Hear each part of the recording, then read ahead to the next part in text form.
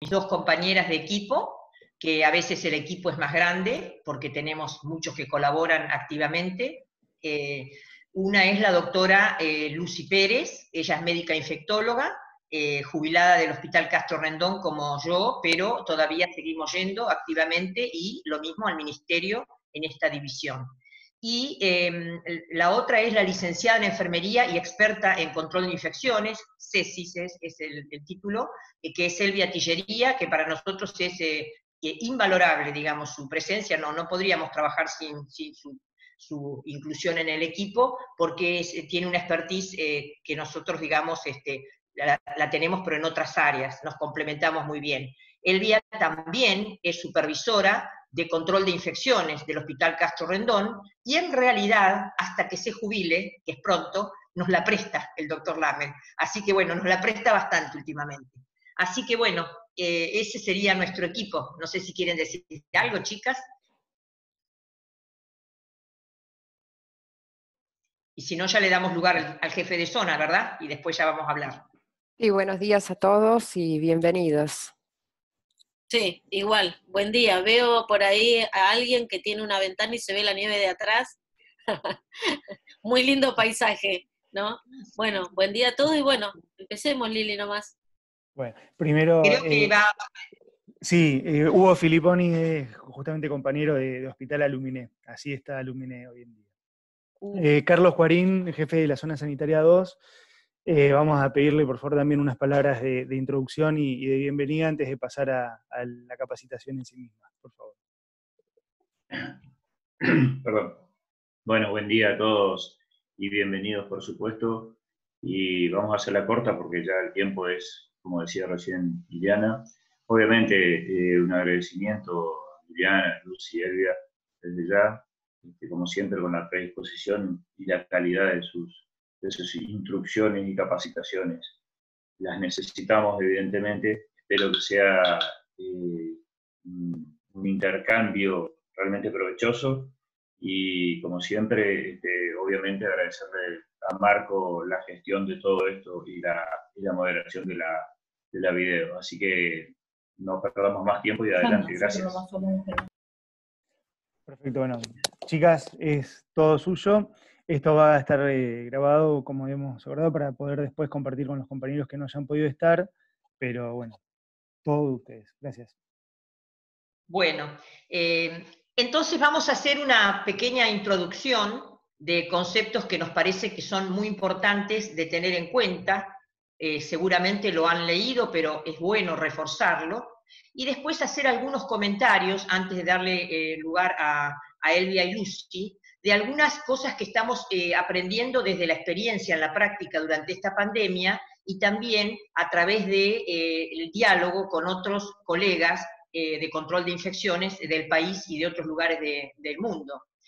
El primer punto que creo que es muy importante recordar es las formas concretas y definitivamente confirmadas de transmisión que tiene este coronavirus SARS-CoV-2.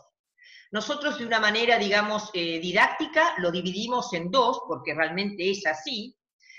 Una es a partir de un paciente infectado que tiene síntomas o que no tiene síntomas, pero está infectado, hay asintomáticos, el porcentaje es variable de acuerdo a las series, o puede estar presintomático. Quiere decir que desde 48 horas, la Organización Mundial de la Salud dice, capaz 3 días antes, puede estar eliminando virus. Y el virus fundamentalmente se elimina a partir de secreciones respiratorias, cuando hablamos, cuando estornudamos, cuando tosemos, si estamos infectados.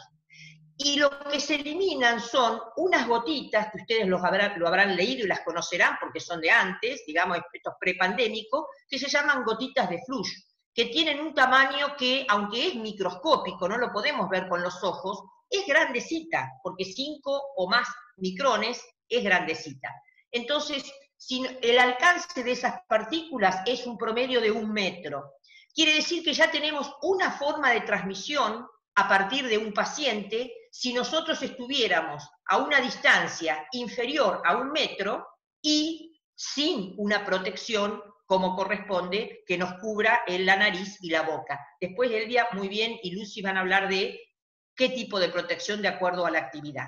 Esta es una manera. Y la otra, también esas partículas pueden ingresar por las mucosas, por los ojos, ¿no es cierto?, por la boca, pero, digamos, se inhalan generalmente.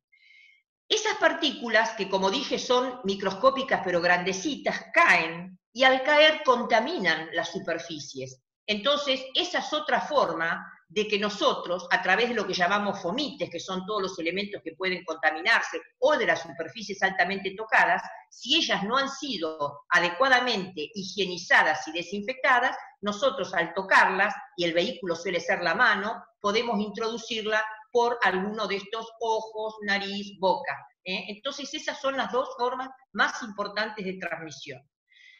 Luego también está la posibilidad de transmisión, pero en situaciones muy especiales, que es la aérea o respiratoria. Esta ya es partículas muy pequeñitas, generación de aerosoles, que tienen un alcance más largo, pero que para este virus, como el de la influenza, que es la gripe, u otros virus, no es lo habitual. Es lo habitual en la varicela, es lo habitual en el sarampión o en la tuberculosis, pero no en esta situación de este virus, excepto se realicen procedimientos que pueden generar esos aerosoles, que son, por ejemplo, si un anestesista tiene que intubar o extubar al paciente o médico, o por ejemplo si uno le va a hacer la toma de la muestra del tracto respiratorio para lo virológico, esos son procedimientos en donde entonces las partículas son más pequeñas. ¿Por qué hacemos esa diferenciación? Porque el tipo de cuidado que vamos a tener que tener tiene que ver fundamentalmente con la transmisión.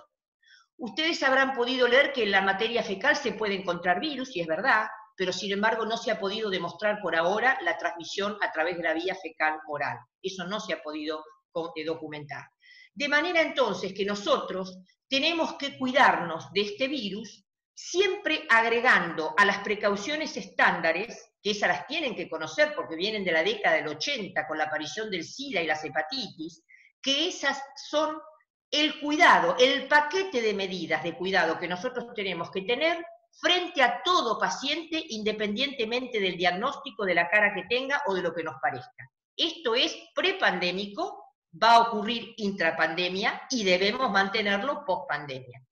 Como es la higiene de manos, que también nos van a comentar mis compañeras, y como ya vi, ¿qué dice si uno ve los carteles de precauciones estándares? Que nosotros debemos utilizar métodos de barrera, como podría ser un barbijo, si alguien me puede toser y me puede transmitir algo, me tendría que poner, ¿no es cierto?, protección ocular si también tengo la misma posibilidad, esto pasa mucho a veces en quirófano, en algunos tipos de como los partos, por dar una idea, que me tendría que poner un camisolín si tengo el riesgo de que me pueda contaminar, que me debo poner guantes cada vez que toco alguna excreción o secreción o material que pudiera ser contaminante. O sea, esto es precauciones estándares. ¿Qué le vamos a agregar como precaución o cuidado para el SARS-CoV-2, para este coronavirus? Dos precauciones que se llaman expandidas, que también existen de antes. Es una, por gotitas, que generalmente tiene que ver con el uso del barbijo, que también nos va a decir Elvia, en la atención directa a los pacientes, y la otra es la de contacto, ¿no es cierto?, que tiene que ver con toda la higiene de las superficies y con todos los hábitos que tenemos que tener. Entonces, precauciones estándares más precauciones de contacto y por gotitas. Y solo para el personal que tiene maniobras que puedan generar aerosoles, nosotros vamos a reemplazar las de gotitas por respiratoria o aérea, que no es lo mismo. ¿Por qué? Porque como dijimos que el alcance de las partículas es mucho más, lejano, entonces nosotros lo que vamos a tener que cubrirnos es con otro tipo de barbijo que es un N95 equivalente y una protección mucho mayor por esto. Esa es una breve introducción.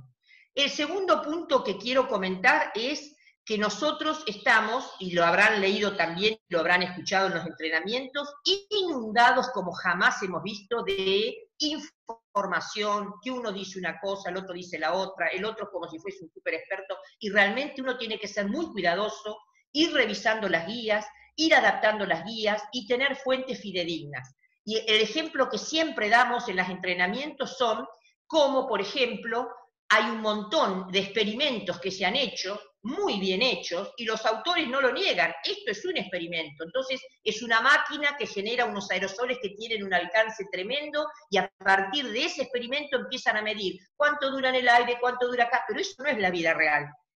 Entonces, lo importante de la vida real es tomar otro tipo de ejemplos, como un estudio muy reciente que hemos leído, que para mí ha sido muy interesante y muy importante en la práctica diaria, que es, miden en una unidad de terapia intensiva la viabilidad del virus luego de limpiar y desinfectar las superficies, incluyendo la más cercana al paciente respirado. ¿Y saben qué? No lo encuentran al virus. Muchísimas muestras toman. Quiere decir que la desinfección con la técnica adecuada, precedida por higiene, salvo que sea en un solo paso, es vital. Y el otro punto, ya para darle lugar a Elvia, que nos explique cómo debe ir el personal a trabajar, cómo se debe ir a su casa, qué se debe colocar, cuál es la mejor técnica de desinfección, quería compartir con ustedes algo que no es menor. ¿Qué estamos viendo en las personal de salud que adquiere la infección y entonces comienza a haber diseminación en una institución de salud, digamos, con internación o sin internación? La mayoría de las situaciones vemos cómo el personal en la institución no lo agarra de un paciente, no se contagia de un paciente, porque en general está siendo visualizado y él tiene incorporado todas las prácticas y usa los EPP de manera adecuada. Porque en general los EPP, van a ver ustedes, lo va a explicar mejor Elvia y Lucy, pero no es ninguna cosa del otro mundo. Son, digamos, tienen que estar bien colocados y bien retirados. ¿Y de dónde hemos visto que la mayoría lo adquiere? En la comunidad.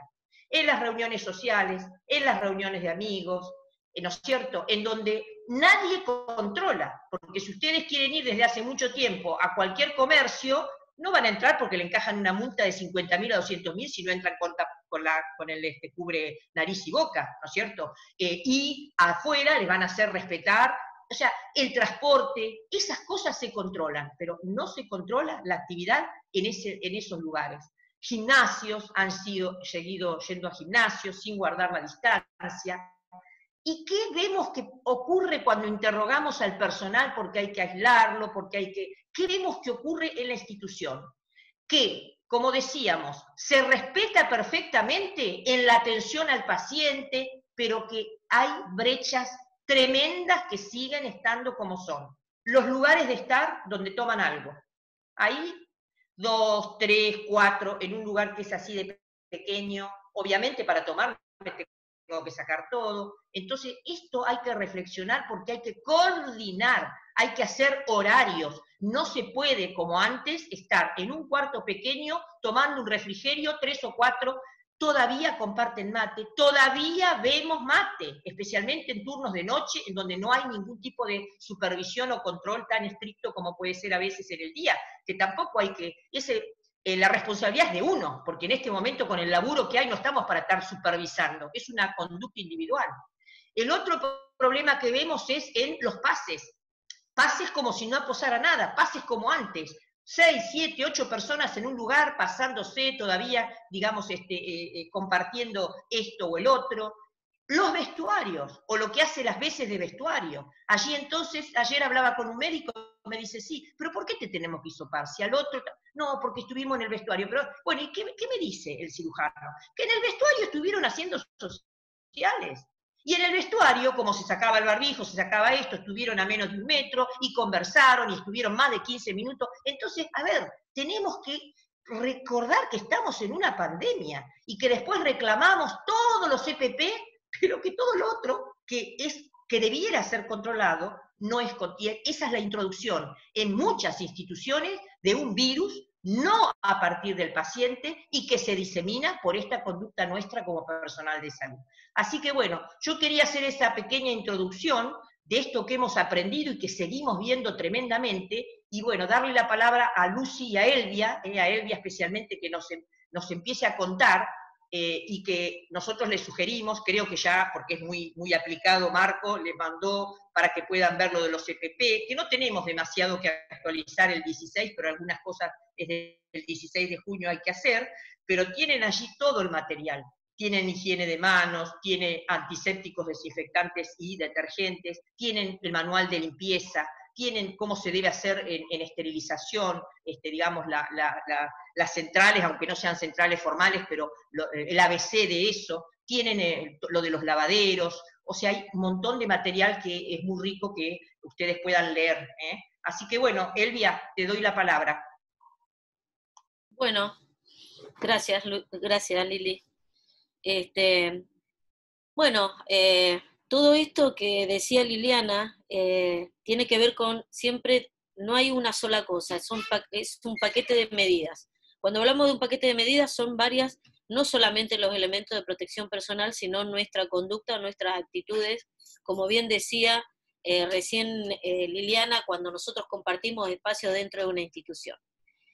En primera medida, cuando nosotros venimos a trabajar, venimos con la ropa de calle, llegamos a la institución, en la institución nos ponemos nuestro uniforme, ahora está incorporado el tapaboca, el barbijo, etc. El calzado también debe ser exclusivo, un calzado cerrado. Ahora estamos en invierno y todos usamos calzado cerrado, pero cuando estamos en época de primavera o de verano, la verdad es que nosotros el calzado que utilizamos es abierto, cuando estamos afuera, pero cuando estamos adentro tenemos que seguir utilizando calzado cerrado. En esto no se incluye, por ejemplo, los crocs, porque bueno, tienen agujeritos arriba, no cubren el talón, etc. Una vez que estamos dentro de la institución, nosotros nos manejamos con nuestro AMBO. Si vamos a atender un paciente, en el caso de las zonas que están conectadas ahora, ustedes no tienen transmisión comunitaria, tengo entendido, sino que siguen en la fase de contención. Entonces uno, cuando tiene un paciente que es sospechoso o confirmado, se va a colocar todos los elementos de protección personal. Cuando hablamos de estos elementos de protección personal, nos referimos, primero vamos a ir en secuencia de colocación. Lo primero que uno se va a colocar es el camisolín. El camisolín es un camisolín resistente a los líquidos. Después vamos a hablar en caso si no tuviéramos ese tipo de camisolín. Pero en primera instancia, el que se prefiere es el camisolín resistente a los líquidos. Hay bicapa, tricapa, con puño. Si no tienen puño, algunos vienen con un ojal donde uno mete el dedo gordo para que esto no se corra hacia atrás y cuando me coloco el guante no me quede el puño adentro del guante y no me quede piel expuesta. Entonces primero va a ser el camisolín, luego se colocan el barbijo, las antiparras y por último los guantes. Siempre toda actividad que nosotros vamos a realizar, al principio está el lavado de manos, ya sea con agua, con jabón, con algún antiséptico o con un gel alcohol. Es importante el lavado de manos, siempre nosotros estamos recalcando el lavado de manos en todas las situaciones. Sigue siendo baja la adherencia al lavado de manos aún en época de pandemia. Nosotros hemos hecho cortes en distintas instituciones, tanto del nivel público como privado, y la adherencia sigue siendo baja, no aumenta, no pasa del 50% de adherencia. Y la verdad que hoy por hoy nosotros deberíamos tener una adherencia altísima, estando con la pandemia que estamos, ¿no? Bueno, una vez que nosotros tenemos el equipo colocado, y yo hablé de antiparras, las antiparras pueden ser, si no es antiparra, puede ser una máscara facial en lugar de la antiparra. Este es el equipo de protección personal básico, cuando yo voy a hacer cualquier tipo de atención con el paciente que no implica aerosolización. Una vez que uno atiende al paciente, hace todo lo que tiene que hacer con el paciente, viene la etapa de retiro, y la etapa de retiro sí acá es importante la secuencia de retiro y el cuidado en el retiro para no autocontaminarnos, para no inocularnos con el coronavirus o con cualquier otro virus. Entonces, necesitamos en ese momento o una persona que esté con un checklist, que nos esté diciendo, primero sacate esto, ahora lavate las manos, después sacate el otro, y si no, eso al principio al menos, ¿no? Y si no tenemos un compañero, tener un checklist que lo podamos tener colgado en un lugar donde yo lo pueda estar mirando y pueda estar viendo qué me saco primero, qué me saco después, etc. Lo primero que uno se va a retirar es el par de guantes. Apenas se retira el guante va el lavado de manos. Generalmente es con alcohol gel. Lo ideal es, si yo tengo a mi compañero que me está asistiendo, que él me ponga el alcohol gel, así yo no toco el envase, eso es lo ideal. Una vez que me pongo el alcohol gel, después me voy a retirar el camisolín. El camisolín, yo cuando me lo coloco, es ideal que me lo ate yo, la persona que se lo está colocando. ¿Por qué? Porque cuando yo me lo voy a desatar, yo sé qué tipo de nudo le hice, entonces sé, si no empiezo el estironeo, no sé si me hizo doble nudo, si me hizo un moño. Parecen cosas muy como normales, pero la verdad que, o sea, o insignificante, digamos, pero a la hora de yo no contaminarme, estas cosas significan mucho que yo pueda tener una conducta metódica en esto. Primero se desatan las tiras de abajo. Si yo tengo, por ejemplo, tengo los camisolines que tienen tiras largas y tiras cortas. Las que tienen tiras largas, uno ¿qué hace? Se rodea el cuerpo con eso, ¿no? A la cintura.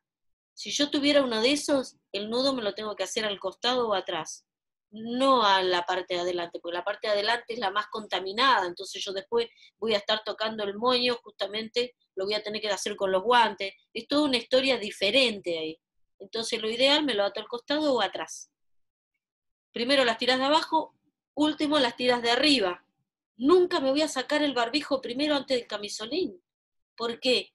Porque yo cuando me retiro el camisolín, que hago esto, el camisolín generalmente toca la parte del cuello, la parte de la pera, y el camisolín, la parte de adelante, está contaminada. Entonces desato el camisolín, me saco el camisolín, siempre trato de tocar las partes de atrás, que no están en contacto directo, después la parte interna, y lo voy retirando y lo voy envolviendo a la parte de afuera, que es la que yo protejo para que no tocarme en ninguna parte del uniforme.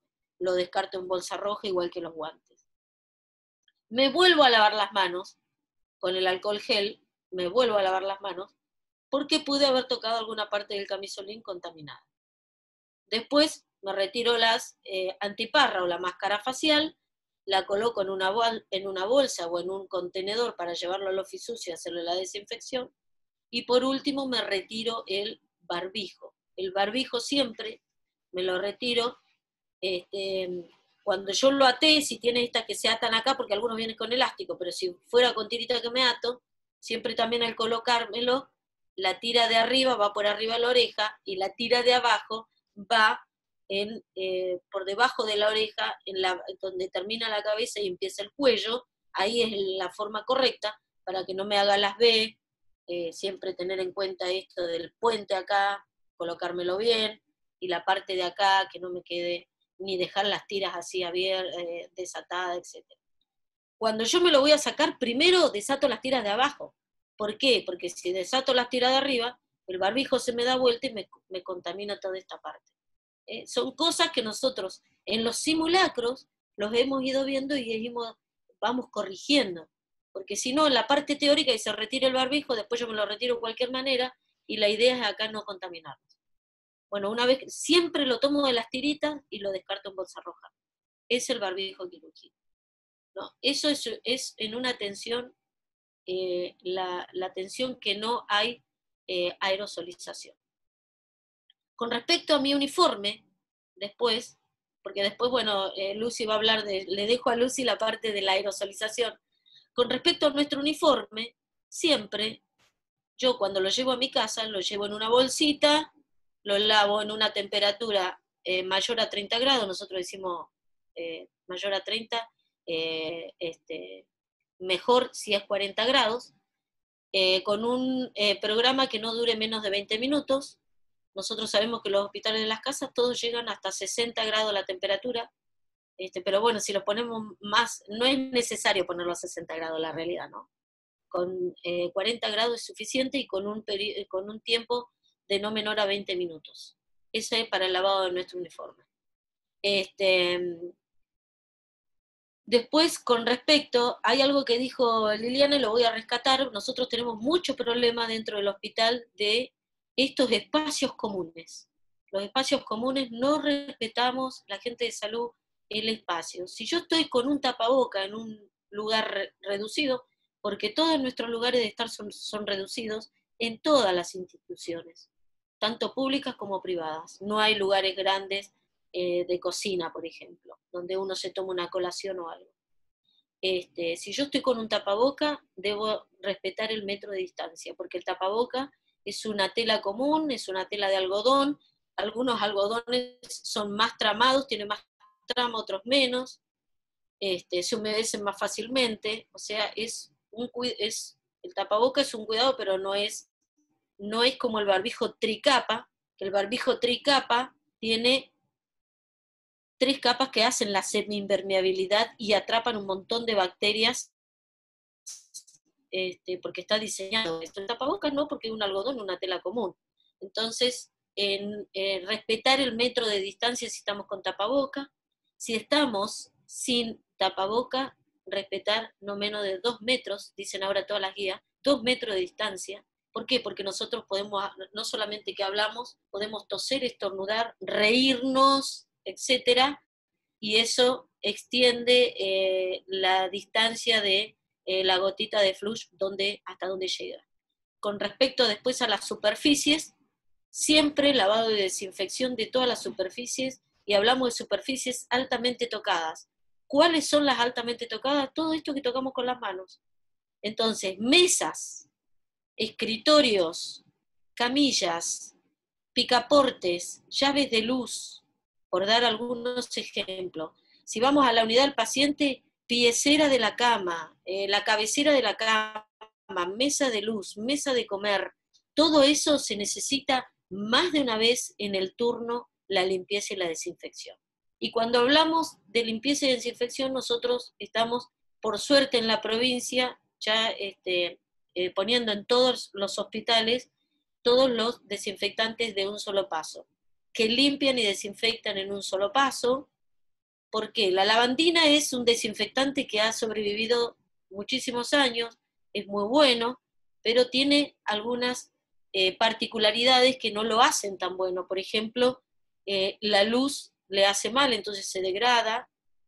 Si yo lo preparo en un balde, por ejemplo, a los 10 minutos ya no tengo la concentración que tengo que tener. No aseguro el transporte desde el lugar donde lo fabrican hasta el lugar donde llega, que no haya estado expuesto al sol, al calor. Si nosotros encontramos envases que tienen como una borra así color blanco alrededor de la tapa, eso quiere decir que ese envase estaba abierto y perdió la concentración del hipoclorito de sodio que tenía dentro. Entonces todas estas cosas hacen que hoy por hoy la lavandina, si no tengo otra cosa, obviamente que la voy a utilizar, es altamente corrosiva también. Y también necesita, para aplicarla, una limpieza previa, una limpieza con un detergente, un jabón común, un enjuague y después la aplicación de la lavandina. Entonces, nosotros que estamos dentro de las instituciones sabemos que esto no siempre se cumple, se pasa la lavandina sola, y la verdad que el agua con lavandina sola sobre una superficie con materia orgánica se inactiva, no tiene la efectividad que tiene que tener. Tendríamos que tener una concentración muchísima, o sea, muy alta, para que yo tenga una acción sobre la materia orgánica. Así que bueno, los limpiadores desinfectantes, detergentes desinfectantes que hacen todo en un solo paso, son los ideales. Tenemos amonios cuaternarios de cuarta generación en adelante. Algunos vienen amonios cuaternarios solos, otros vienen combinados con peróxido de hidrógeno, con un grupo alcohol también. Tenemos un familiar del hipoclorito de sodio, que es el dicloro isocianurato de sodio, que el nombre comercial, hay varios, Verclean me parece, y después está el Saniclor. Yo el que conozco es el Saniclor, que son, a diferencia del hipoclorito de sodio, tienen estabilidad. Una vez preparados, duran 7 días preparados, también limpian y desinfectan en un solo paso y no requieren enjuague. Y después tenemos como por ejemplo el monopersulfato de potasio, conocido como el LT8, ahora hay otro laboratorio también que tiene esa fórmula y lo vende, que también limpian y desinfectan en un solo paso. Disminuimos tiempos y no son tan corrosivos y no son tan dañinos para la mucosa cuando yo lo estoy utilizando. Bueno, ahora le doy el lugar a Lucy, ya hablé mucho. Bueno, vamos a seguir con la limpieza entonces. La técnica de limpieza, siempre hay que limpiar desde la zona más limpia hacia la zona más sucia, y con una técnica que se llama en zigzag, sin volver hacia atrás para no contaminar las superficies que ya fuimos limpiando. Esto, digamos, es importante tenerlo en cuenta, porque si no, si nosotros vamos hacia atrás, vamos a contaminar las partes que ya fueron limpiadas. Con respecto al uso de la ropa, para cuando se produce aerosolización, que las maniobras que producen aerosolización, hay que tener en cuenta que son siempre cuando uno realiza una intubación o una extubación del paciente. Hay que recordar que en esta época no se puede nebulizar, porque las nebulizaciones también pueden provocar aerosoles y es una forma de contaminarnos. Entonces, la única forma de realizar nebulizarlos, hacerlo con nebulizaciones, es hacerlo con aerocámara o utilizar, digamos, PAF, otra cosa, pero no hacer nebulizaciones. Cuando decía entonces, cuando se hacen procedimientos que generan aerosoles, como puede ser la intubación o la extubación, cuando se coloca un tubo de tórax, o bueno, ahí en la guía de EPP está todo el listado de las maniobras que provocan aerosoles.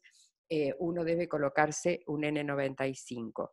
El N95 es un barbijo que se puede reutilizar, porque es un insumo, digamos, que tiene un filtro especial, que tiene una vida útil, y en nuestro país hemos preferido eso a el reprocesamiento de ellos, porque no asegura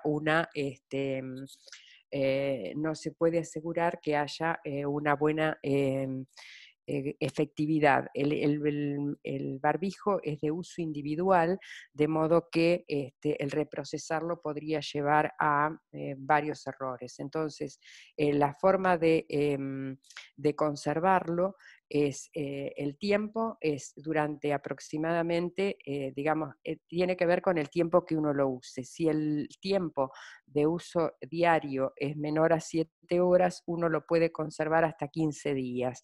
La vida útil del filtro es aproximadamente 100 horas, de modo que en función de eso podemos calcular cuántas veces, porque muchas veces lo usamos aisladamente, y lo que debemos hacer entre una utilización y otra utilización es conservarlo de buena forma. Y sería la forma de conservación envuelto en una servilleta de papel o en un sobre de papel, colocarlo con el nombre y la fecha en que se lo comenzó a utilizar, y dejarlo en algún lugar seguro, protegido, digamos, de un sitio donde se pueda contaminar, donde haya mucho polvo en suspensión, guardarlo allí. La forma de retiro siempre es, como decía Elvia, con el barbijo quirúrgico, retirarlo desde las gomitas o el elástico, y nunca tocar ni la cara interna ni la cara externa. No debe mancharse, y para ello nosotros siempre decimos que hay que colocarse una máscara facial para protegerlo. En algunos lugares sugieren hacer que se coloque un barbijo quirúrgico. Nosotros no estamos a favor de esa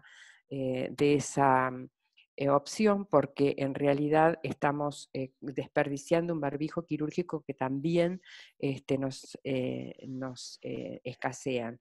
Entonces, la máscara facial tenemos la posibilidad de que luego de utilizada se puede volver se limpia, se desinfecta y se reutiliza. Siempre, digamos, decía, tenemos que evitar de que se manche, si es en la mujer, no usar maquillaje, porque también si se mancha con maquillaje, se deteriora el filtro, entonces no se tiene que manchar ni por la parte externa ni la interna. Como decía, no hay que tocarlo por el riesgo de contaminarnos nosotros también, y siempre dejarlo en un lugar seguro. Con respecto a ver, ayúdame, Elvia, que me está faltando.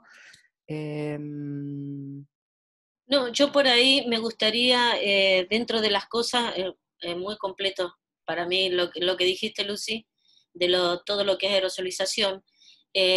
Yo hay algo que quiero agregar, porque cuando nosotros hablamos de higiene hospitalaria, también tenemos que tener en cuenta, en cuanto a las camas de los pacientes, todo lo que tiene que ver con el colchón y la almohada en los pacientes. Al menos nosotros, no hay ningún programa, digo porque nosotros hemos visitado varios lavaderos acá en Neuquén, y no hay ningún lavadero que a mí me asegure la completa limpieza, y que pueda, digo, por la forma en que tiene la goma espuma, ¿no? Que queden sin gérmenes, siempre quedan algunos. Entonces nosotros, desde el control de infecciones, ¿qué es lo que aconsejamos y recomendamos? Todos los colchones y almohadas deben ser cubiertas con cuerina, con algún tipo de cuerina, preferiblemente lisa, o con algún nylon grueso. Hay nylon acrílicos, tipo acrílicos muy gruesos, porque cuando el paciente se va de alta, sea sospechoso o no sea sospechoso, porque tenemos otros gérmenes como la KPC, etc., cuando el paciente se va de alta, eso puede ser desinfectado. Lo que tengo que tener siempre cuidado, porque en las costuras a mí se me puede empezar a entrar agua y se me moja toda la goma espuma. Entonces termino teniendo colchones que no se secan nunca, pobre el paciente después, porque eso está húmedo, ¿no?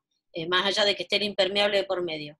Pero tener cuando la persona que va a limpiar y a desinfectar no la tiene que pasar esos trapos muy embebidos en agua, sino que el paño debe estar humedecido, puede ser paño o papel, cuando hablamos de productos de un solo paso, paños o papel que están impregnados, y uno lo va pasando en esta forma que dijo recién muy bien Lucy, zigzag, y nunca vuelvo sobre lo ya limpio, tanto almohadas como colchones.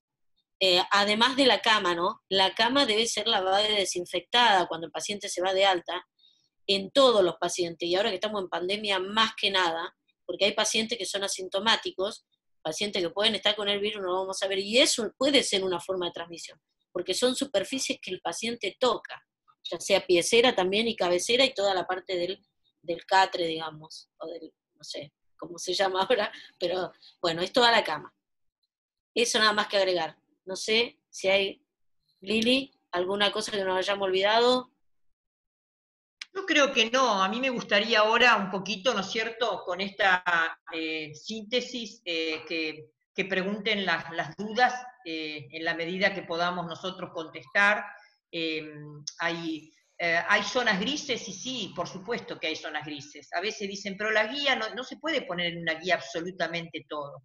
Por ejemplo, yo creo que lo más difícil de todo es, en este momento hay como dos provincias dentro de una misma provincia, lugar con circulación comunitaria y lugar sin circulación comunitaria o con algún conglomerado. Yo de todas maneras, es mi impresión personal, esto puede durar poco de que estén sin circulación, porque, a ver, es la evolución natural de una pandemia. Entonces, si yo quisiera comentarles que a nosotros, a mí no me molesta después de tantos años las críticas, es más, aprendo mucho, pero ¿cómo el uso de tanta cantidad de esto, de aquello? Y teníamos el Chipoleti y varias localidades de Río Negro con circulación comunitaria y estamos a 7 kilómetros. Entonces, ¿qué pensábamos?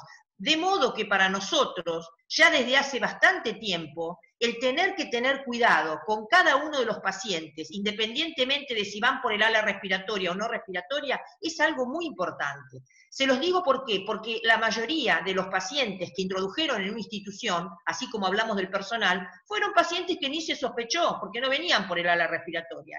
Un diabético que 3 o 4 días después estaba descompensado y se mostró que tenía una neumonía tremenda porque le hacen un TAC, o un paciente que entró por una cuestión quirúrgica. Quiere decir, probablemente nosotros, aunque son dos virus totalmente diferentes, tengamos muy incorporado con las precauciones estándares todo lo que tiene que ver con secreciones, con el HIV, que nosotros tenemos que tener un respeto total por los pacientes. Entonces, ¿qué decirles en una pandemia donde todo es muy dinámico? Entonces, a mi criterio, ¿no es cierto?, pero yo me hago cargo, es muy personal, podremos establecer todas las restricciones habidas y por haber entre una parte de la provincia y otra, pero de hecho el flujo de pacientes va y viene. Por ejemplo, solamente de ver pacientes que hablan, doctora o doctor, tengo que ir a hacerme la quimioterapia, y vuelven, fueron unas horas nada más, pero quiero decir con esto que es casi imposible pensar que la pandemia en algunas localidades no va a pasar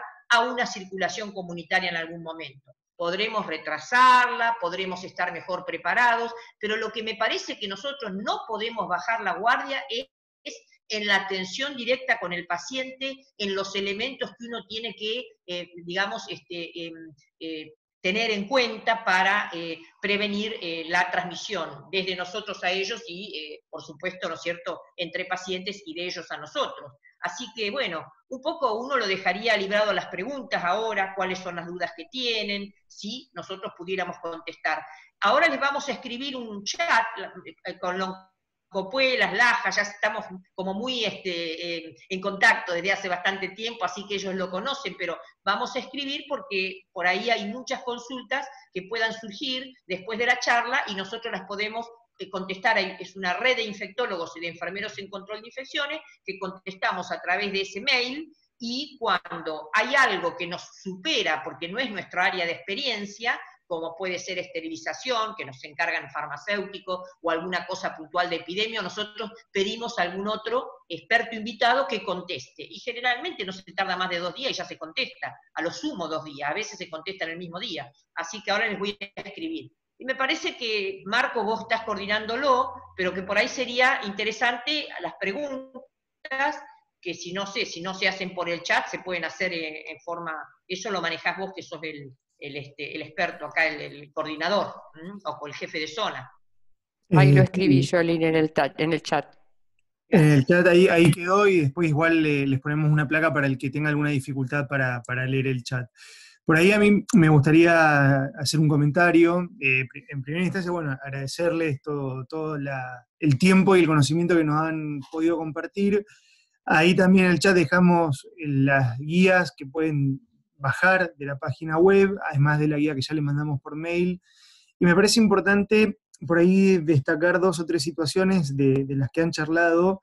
En primera instancia, tiene que ver esto de utilizar los elementos de protección personal adecuados a cada tipo de contacto. Es decir, no por estar con más elementos voy a estar más protegido, e incluso al revés, por usar más elementos puedo protegerme menos o meter más la pata. En segunda instancia, tenemos un público diverso con personal de mucamo, de camilleros, que se dedica a tener un contacto cercano y directo muchas veces con el paciente, pero también personal de administración, de atención al público, de mantenimiento, choferes, cuyo contacto puede ser más esporádico o distinto. Es fundamental que también practiquen el uso de los elementos de protección personal, la colocación, la retirada, porque la modalidad de atención cambia, ha ido cambiando. Podemos tener habitaciones de aislamiento donde es necesario arreglar un enchufe o cambiar un manómetro, y por lo tanto es importantísimo que los compañeros sepan cómo vestirse y desvestirse, y también avanzar sobre otros elementos que por ahí hoy en día no teníamos tan incorporados en la atención al público, y que tengan que ver con también proteger, digamos, lo que es lo ocular, ya sea a través de colocación de acrílicos o de vidrios en las ventanillas, o de la utilización de una máscara facial de parte de los compañeros. Esto no es para, como digo, para exagerar, sino simplemente para aumentar un poco nuestro nivel de protección, en función de esto último que dijo Liliana, sobre todo, de que van a aparecer casos en nuestras comunidades, más tarde o más temprano. Pero mucho de lo que podamos hacer en nuestros hospitales, en nuestras instituciones, va a hacer que ante la aparición de casos podamos tener contagios del personal de salud o no, y que si algún compañero o compañero nuestro se contagia, no nos contagiemos todos. Así que por ahí repasar eso, instarlos a que lean las guías, a que le pregunten a los compañeros médicas, médicos, enfermeros de nuestros hospitales, para también poder, digamos, evacuar las dudas rápido, además del correo electrónico que nos están dejando. No sé si hay alguna pregunta del público, chicas, chicos, algo que quieran decir, pueden habilitar el micrófono y hablar. Marco.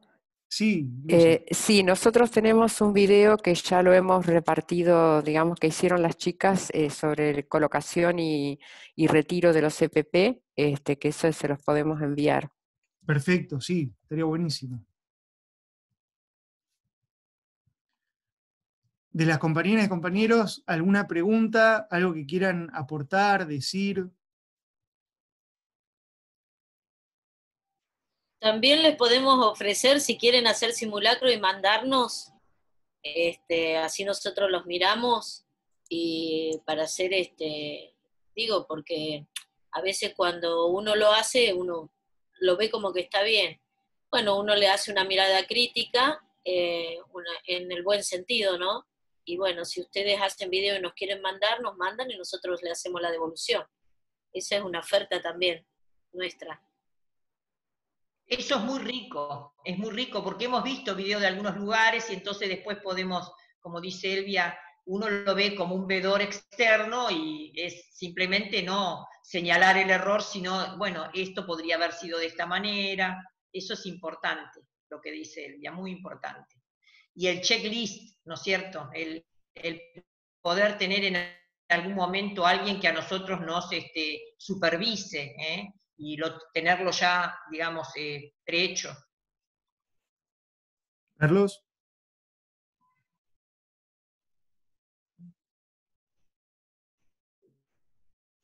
Sí, estoy medio con la señal complicada, si es que se escucha.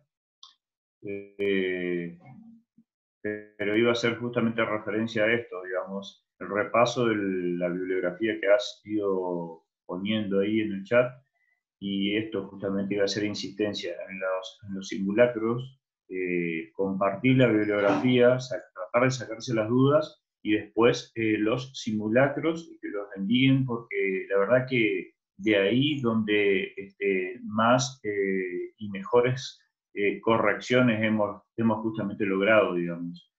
Así que eso iba a ser insistencia justamente en eso, en los simulacros, en la práctica en los simulacros justamente, tanto digamos, con la lectura, las dudas en la teoría, y luego en los videos, fotos, videos fundamentalmente, de los simulacros, lo chequean y, insisto, fue donde más mejores resultados para corregir justamente los errores, visto que es uno de los momentos más críticos justamente, ¿no? Así que yo valoro mucho eso y tratemos de llevarlo adelante realmente esos simulacros. Muchas gracias. Acá hay una pregunta de una mucama, y es sobre el uso de los guantes en la higiene hospitalaria. Entonces, en nosotros ya lo aprendimos de Elvia y de todo lo que hemos leído. Para la gente de limpieza es importante durante la pandemia el uso del doble guante. Entonces, en general, si se pudiera, lo ideal es que uno se coloque el guante doméstico, porque es grueso, es sumamente resistente, que por supuesto se adapte bien a la mano, porque si queda grande, lo otro va a ser difícil. y encima de eso se colocan un guante tipo látex, el de examinación. Entonces, después, ¿no es cierto?, para que no quede tan contaminado el de abajo, entonces el de arriba, después el de látex, lo descartan y, por supuesto, habrá que desinfectar el de uso doméstico, y cuando uno lo retira, el lavado de manos es esencial. Si eso no fuese posible, vos corregime, Elvia, hay que utilizar 2 guantes de látex, ¿verdad? Entonces, si no es posible uno de uso doméstico y arriba uno de látex, uno se colocaría 2 de látex. Otra pregunta que veo es que tiene que ver con los asistentes de odontología y con la falta de EPP. Entonces, eso no entiendo muy bien cuáles son los EPP que faltarían en la práctica asistencial de odontología. Si la persona quiere habilitar el micrófono y explicarnos, pero nosotros estos meses han sido para que nos preparáramos para este momento. Y entonces, creo que no se puede decir en general, me falta esto, me falta el otro. Son acciones que hay que comentarlas con la dirección, con la jefatura de zona, con quien corresponda, pero les digo, no por esta pregunta, por favor, pero por eso al principio yo hice tanto hincapié en cómo se ha introducido en el personal de salud habitualmente y se ha transmitido, porque lo que hemos visto que EPP no faltan habitualmente, o hay algunos que creen que son de baja calidad cuando en realidad han sido evaluados muy bien y las brechas existen a otro nivel. Pero si realmente lo que parece es que hay algún EPP que falten, eso, por favor, tienen que ver, a ver, que lo expliquen un poquito mejor. Sí, igual, Lili, no también habría que decir que hay que limitar, digamos, que únicamente el asistente dental tiene que estar si es absolutamente necesario, si no...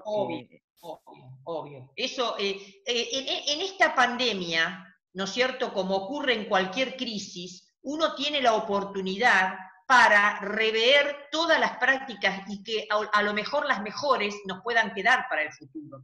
Entonces, eso que dice Lucy es clave. Nosotros, por ejemplo, el ejemplo que más podemos dar, que parece una pavada, pero que es un montón, ¿alguna vez se soñó que alguien que no sea la gente de cocina iba a ir a llevar a los pacientes confirmados o sospechosos el alimento? No se soñó, pero hoy no son ellos, porque lo único que nos falta a nosotros es tener que, por un minuto que la persona ingresa, darle todo un montón de elementos que no damos abasto. Entonces, ¿qué se hace? Bueno, la comida se aprovecha y sin que se le caiga ningún guante, o la da el médico porque justo tiene que ir a examinar y la entra, o la enfermera. Todo eso se tiene que reorganizar.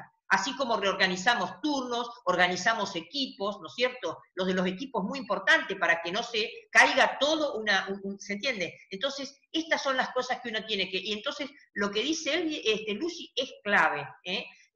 No, por ejemplo, ¿qué procedimientos se hacen? Los de emergencia. Entonces, y allí uno tiene que ver que haya la menor cantidad posible de gente en ese momento, en la sala de odontología, que tendría que ser el odontólogo, y especialmente si esa emergencia conlleva el uso del torno o de algunos de estos elementos que generan aerosoles. O sea, todas estas cosas tenemos que nosotros tener en cuenta. Lo mismo que para quirófano. Hoy en día quirófano no se hace si no es de emergencia, pero hay toda una técnica. Entonces, cuando intuba y después cuando extuba el anestesista, lo hace solo y luego ingresan los otros. Todas estas cosas que hoy, nos damos cuenta que son tan importantes y racionales y que ojalá nos queden para el futuro, porque este virus, después vendrá algún otro virus, tampoco sabemos cuánto tiempo va a durar entre nosotros hasta que aparezca una vacuna. No sé si más o menos con eso uno responde, sí, y si quieren agregar mis compañeras algo. Hola. Sí, no, lo que quería, la persona de odonto dice que no son suficientes para poder desecharlos, pero no dice qué cosa, digamos, de los EPP no los pueden, así que si nos pueden aclarar eso. Y después alguien dice que cuando haya casos, que por favor se avise para no circular por ese lugar. En realidad uno se tiene que cuidar con todos los pacientes, como decía Liliana anteriormente, y una vez el paciente está, se procedió a su internación, digamos, le tiene que quedar en una habitación aislada con el menor acceso posible, y nos vamos a comunicar, digamos, cada vez que se ingrese a la habitación, que será el mínimo de veces posible, también con todos los CPP. Pero no es que, digamos, porque no sepamos, no nos tenemos que cuidar, o porque pensemos que no hay. Siempre hay que cuidarse con todos los pacientes. Por otro lado, perdón, a mí me gustaría aclarar o agregar una cuestión importante, que los elementos de protección personal a veces uno los utiliza justamente para proteger al paciente, para evitar las infecciones asociadas a los cuidados de salud, ante procedimientos invasivos y demás. Pero también, y sobre todo en estos casos, los elementos de protección personal son para protegernos nosotros como personal de salud. Y por lo tanto, no es necesario el recambio de algunos elementos entre paciente y paciente. Entonces, también acá es importante, como bien preguntaban por ahí, ver concretamente a qué elementos se refieren, si es camisolín, si es barbijo, si es antiparras o qué, y por ahí tener en cuenta esto y reforzarlo. Odontología tiene sus propias guías también, debemos minimizar la cantidad de personas ante la atención, y eso significa la presencia solamente del odontólogo con los elementos de protección correspondientes, adecuados, y que repasaremos el lunes, pero ver a qué se refiere concretamente el sacarlo. No hay que desechar los CPP ante cada paciente como equipo completo o como camisolín, sino solamente aquellos que tienen contacto directo con el paciente. Ayer hisopé en menos de 3 horas 50 pacientes, con la misma gorra, con la misma máscara, con la misma antiparra, con el mismo barbijo, con el mismo camisolín, ¿sí? Entonces, 50 pacientes en práctica de alto riesgo con un único equipo de protección personal. Por ahí esto que hablábamos recién de también pedir acompañamiento y asesoramiento de los compañeros de los hospitales para poder hacer el mejor uso posible de nuestros elementos.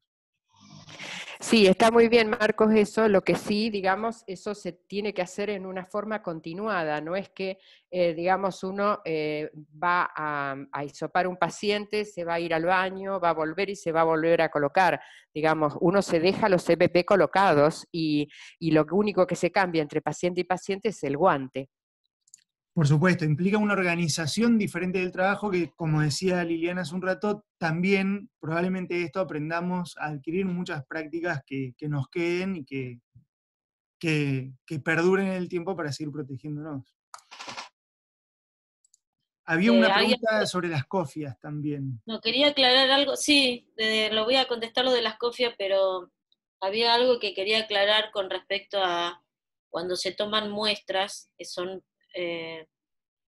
justamente es un procedimiento que genera aerosol, hay que tener cuidado con la reutilización del camisolín. Hay que tener cuidado porque se generan muchas partículas pequeñas y se contamina no solamente la parte de adelante, sino toda esta parte de los brazos, de los puños. Entonces hay que tener cuidado ahí.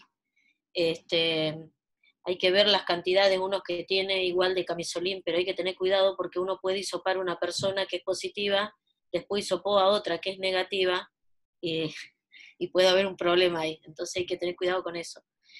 Ahora, con respecto al resto, sí, tanto las antiparras como el barbijo quirúrgico se puede usar hasta 4 horas, en algunas instituciones dicen toda la jornada, o si no, hasta que se humedezca, si uno lo siente húmedo, obviamente se lo cambia antes, ¿no?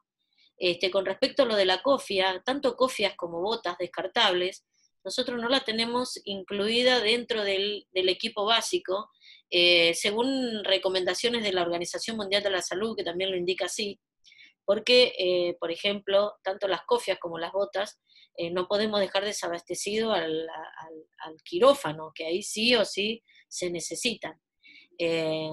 Pero, por ejemplo, muchos, porque nosotros siempre le encontramos la solución a todo, si no tenemos cofias descartables, también sí, es verdad, se pueden usar las de tela en la sala.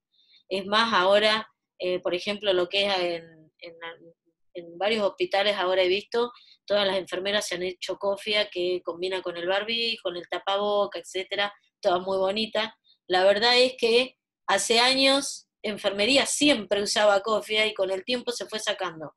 Pero la cofia, ya sea de tela, la verdad que no está mal utilizada, no está contraindicada. Ahora es algo que viene a ser una parte del uniforme si yo la uso y cuando la voy a lavar la tengo que lavar de la misma forma. Y si no tengo ningún tipo de cofia, con el cabello recogido, no voy a tener ningún problema. Elvia, también es una práctica habitual en odontología, por el tipo de procedimientos que hacen, o sea, para odontología es una práctica como para quirófano. Y lo otro que quería complementar a lo que dice Elvia, entre las modificaciones que uno tiene que hacer, que sean lógicas, es, por ejemplo, nosotros hemos hecho capacitaciones en lugares muy grandes, en donde dicen, bueno, pero yo no me puedo quedar con el EPP y solamente cambiarme el guante entre paciente y paciente porque tengo que salir a llevar al paciente a rayos, al laboratorio. No, a ver, tenemos que reorganizarnos, nos guste o no nos guste. Entonces, si nosotros tenemos un lugar que comienza a tener gran cantidad de gente, ¿no es cierto?, que consulta, especialmente ahora, en donde tenemos circulación comunitaria, sea el ala COVID o el ala no COVID, pero donde yo estoy con EPP, que como hay falta, puedo y estoy totalmente autorizado sin pasillear, digamos, y estar haciendo, a quedarme con eso mientras esté en ese lugar, cambiando, como dice muy bien Elvia, el barbijo si se humedece o el guante obligatorio entre paciente y paciente con lavado de manos. Que alguien se organice para que venga a buscar a ese paciente. O sea, hay que reorganizar las funciones,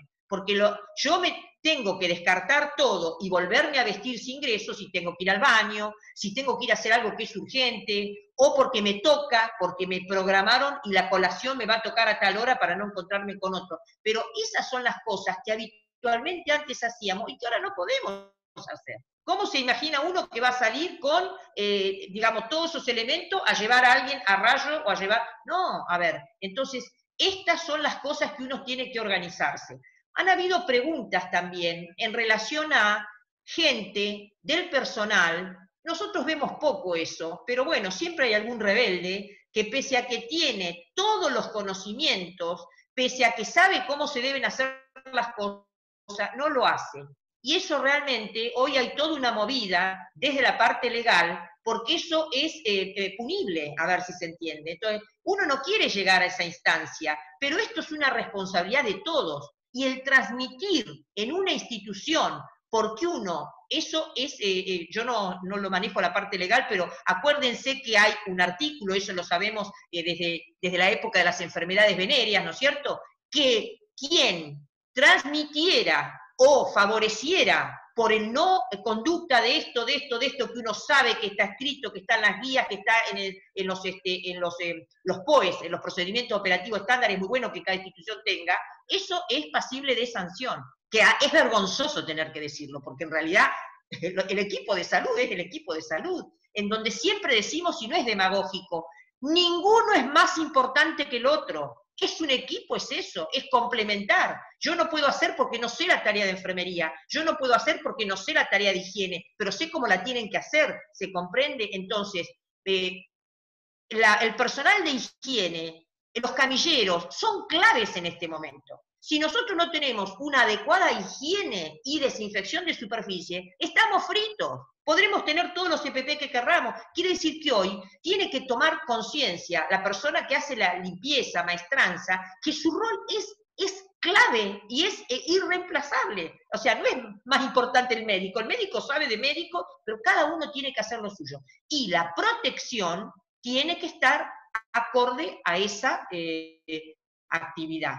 Cuando nosotros tenemos un paciente, ¿no es cierto?, que está en una habitación que es COVID positivo, imagínense que los EPP que nosotros le damos al personal de limpieza es el mismo porque está ingresando a un lugar en donde hay altamente probabilidad de contaminación. Entonces no estamos diciendo, no, porque el médico se va a tener tal cosa, el otro, no tiene que ver con el título, tiene que ver con la actividad que hace y por ende con la posibilidad de exposición. Entonces ese es el punto.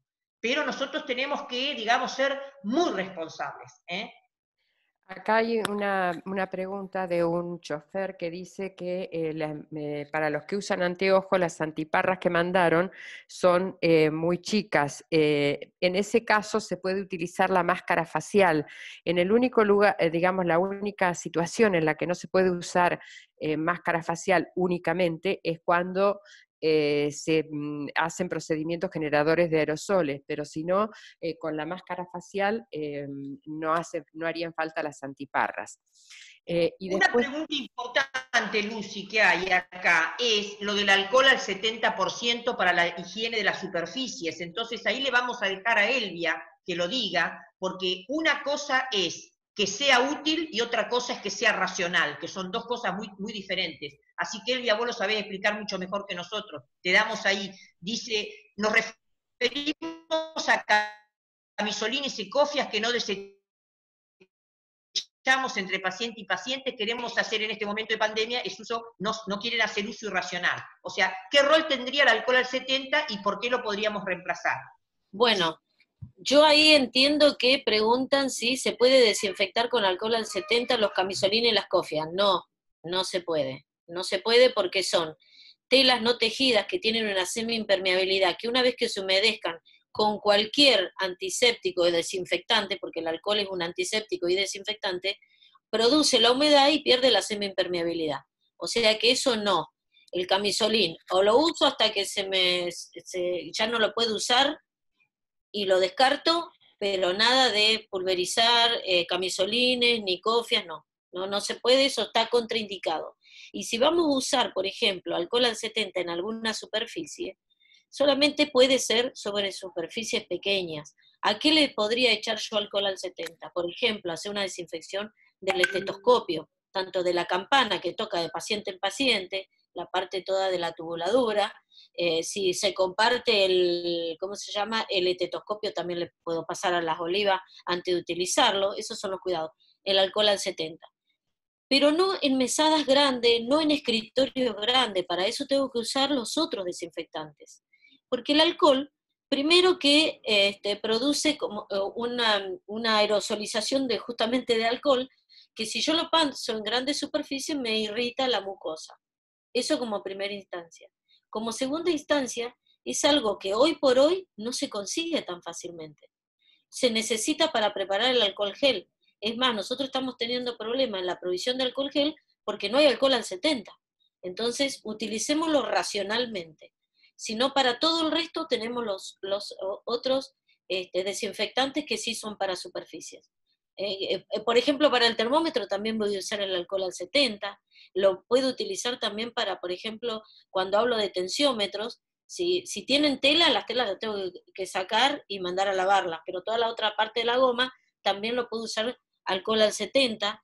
También eso se puede, algunas cosas de estas se pueden sumergir en detergente desinfectante y después pasarlo por, en detergente, en el trienzimático, se puede enjuagar y después pasar el alcohol al 70 o el agua con lavandina, también se puede pasar, o cualquier otro, por ejemplo el dicloro, que es otro detergente desinfectante.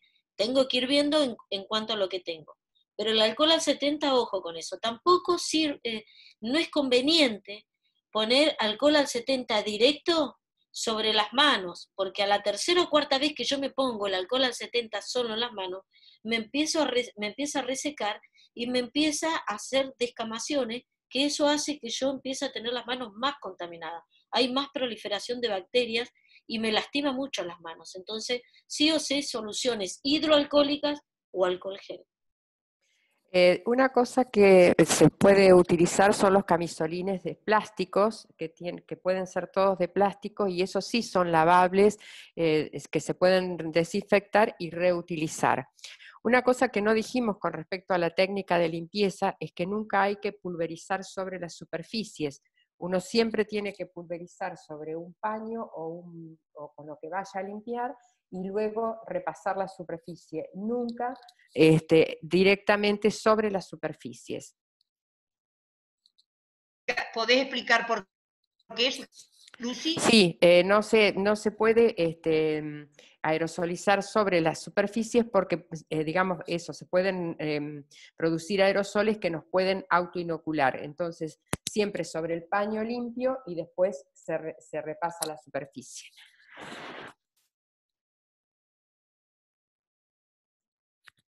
Algo más que quería agregar, y que esto nosotros lo estamos empezando a ver ahora, hay que empezar de a poco, no hay que desesperar tampoco, ¿eh? Tenemos que empezar a tener cuidado con todo lo que es en la gente que hace guardias y utiliza y, bueno, duerme en la institución. Las camas también tienen que ser desinfectadas, la piecera. Si son de madera, se le puede pasar un barniz, algo para que la haga no tan porosa, pero también hay que desinfectar tanto la piecera como la cabecera. El cambio de sábanas y frazadas o acolchado es cambio entre personas de todo. Y también hay que empezar a pensar en ponerle impermeable tanto a la almohada como a los colchones. Eso es una nueva recomendación que yo estoy dando, porque nosotros justamente en esas guardias pasamos mucha cantidad de personal por las camas y alguno de nosotros puede estar asintomático y podemos contagiar a través de todos estos elementos o la cama o la almohada, etcétera. Así que esto hay que empezar a verlo, ¿eh?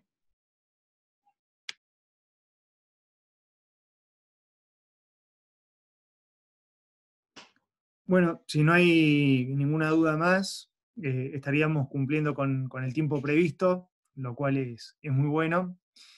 Así que, ¿alguna duda más? ¿Alguien que quiera hacer otra consulta? Yo quiero agradecer muchísimo, porque la verdad que si hay algo que ha ocurrido en esta pandemia es que nos hemos unido, hemos podido tener un contacto con la gente del interior que no teníamos.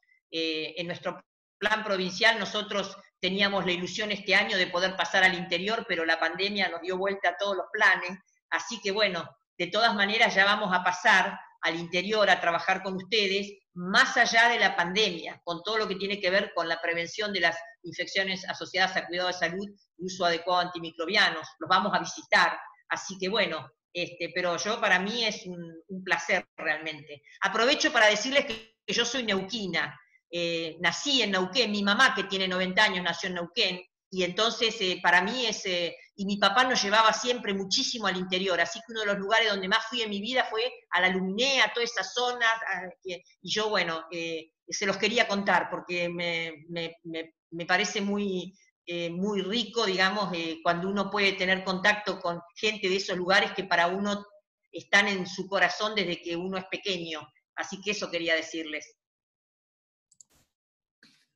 Bueno, muchas gracias.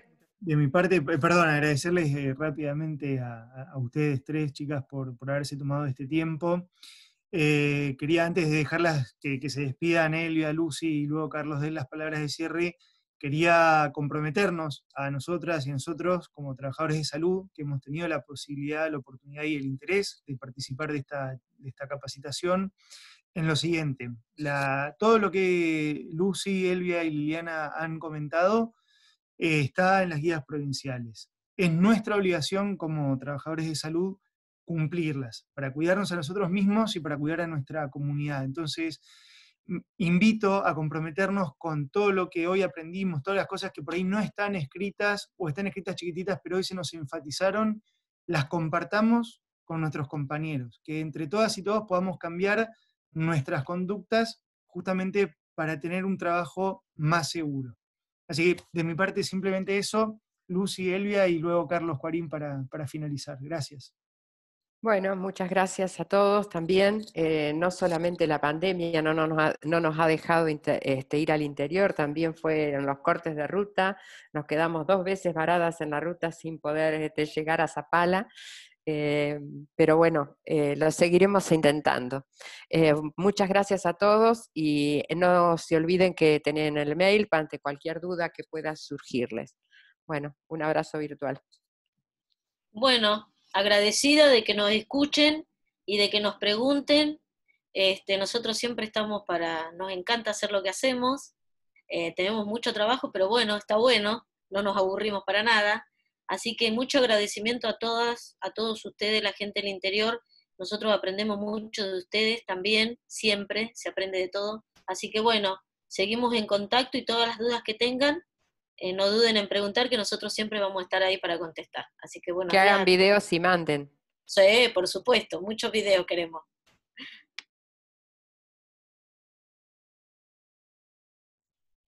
Carlos, ¿quieres dar unas palabras?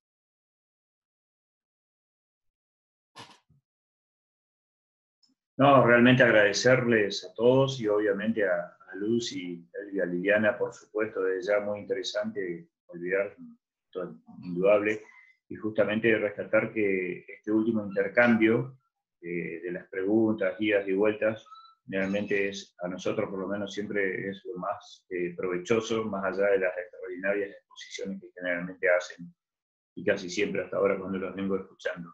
Así que un millón de gracias. Y por supuesto insistimos, como dijeron recién, en los simulacros y los videitos, que es hasta ahora lo que mejor resultado para corregir los errores, que de hecho los vamos a tener, podemos desde ese punto de vista mejorar. Así que muchísimas gracias.